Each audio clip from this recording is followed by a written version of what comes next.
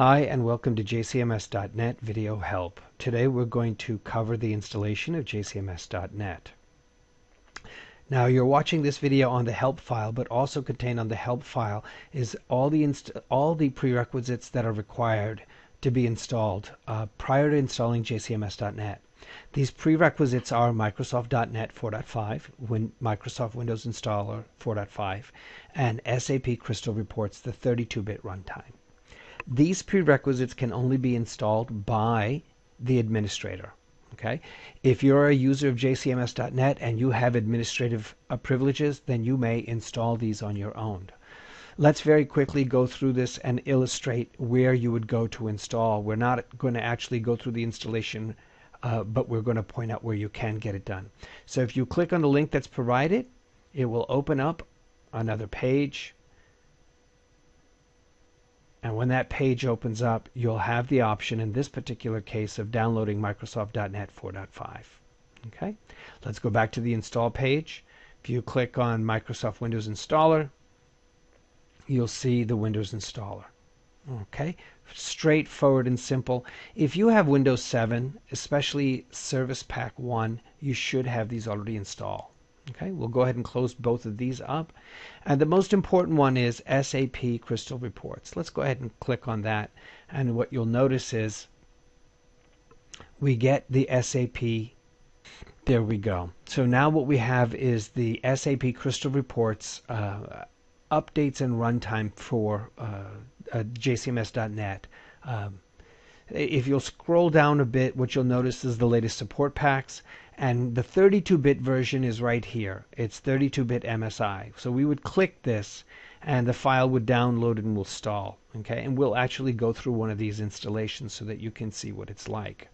Okay, so let's go back to the installation. These prerequisites must be installed as the administrator. It just so happens I'm in a machine right now and I'm logged in as the administrator. And before we get into all this, what we want to do first is I would like to highlight the machine. So currently we have a very simple machine running Windows 7, Service Pack 1, okay, as you can see, and it is a 32-bit operating system. All right, so we'll go ahead and close this. It's a very plain machine. And the second item we'll take a look at is, what does this machine have installed on it? Well, it does have the Microsoft .NET Framework 4.5 installed on it. Beyond that, it has nothing else. So we're going to minimize this for now, and we're going to get to do our installations. Microsoft 4.5 is .NET 4.5 is already installed. The Windows installer is also already available here. So what we're going to work on in this video is the SAP installation. Okay, so what we're going to do is we're going to go ahead and click on 32-bit MSI. Now this is going to take a few minutes. I'm going to go ahead and save the file. It's going to take a few minutes to download. So as soon as it finishes download, we'll be right back. The download for Crystal Reports has completed, and what we're going to do is go ahead and click on Open.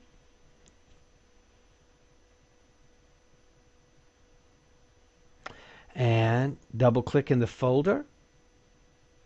And then you'll notice an MSI file. And we're just going to double click on that and the installation will start. We're prompted whether or not we want to run the file, and we do want to click on Run.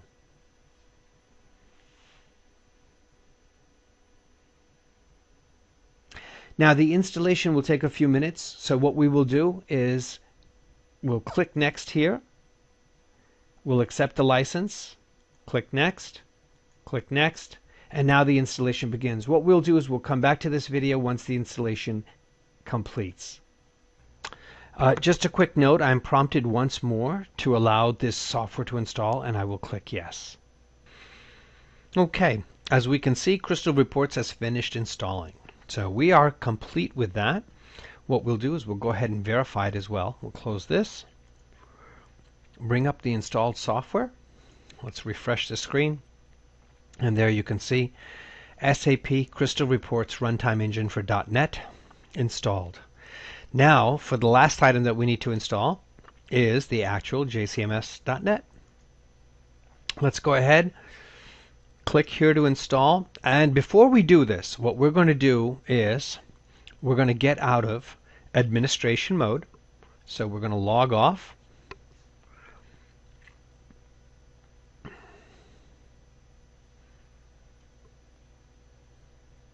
And we're going to log on as a regular user. So this user does not have administration rights.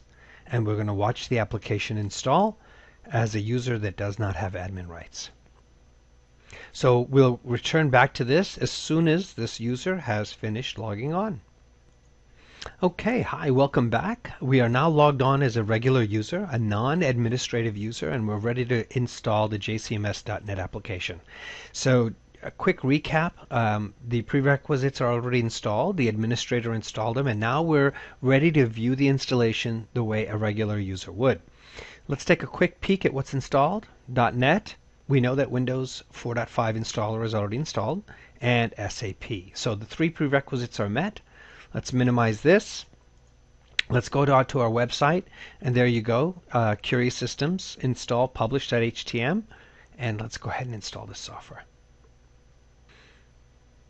There we go. It's ready to install. What the application did was check for all the prerequisites to make sure everything was available, and it is. So what's going to happen now is the application, as you can see, is installing. All right, most of the application is downloaded, and now it's preparing the application. And there you go, the application is installed. Now, something that has happened here by default is that it is already connected. And one of the items that we will go through in a little bit more detail is what happens on first install. On first install, the application will prompt you for a database to connect to. And it's worth going through this. So we'll wait here briefly for this server information to load.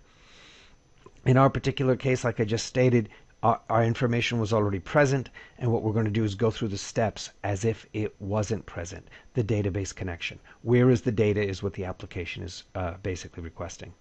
Okay, and if I hover over here, there we go.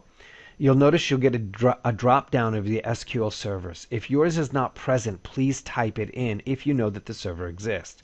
We'll go ahead and for our case, we will put a server. The authentication is SQL. Please type in your username and password, okay? And we'll go ahead and type in that, all right? At that point, you'll list all the databases, okay? This will be, I now know where your server is, but what database should I connect to? In our case, what we will do is use a database that's in our system. We will go ahead and connect to it, okay? And it'll say that the database's changes will take into effect, okay? All right. If we exit out of the application, okay, and obviously we'll minimize this, we'll find a shortcut to it. If we double click on that shortcut to start the application, what we should notice is what we noticed before, and the application immediately connecting to the database.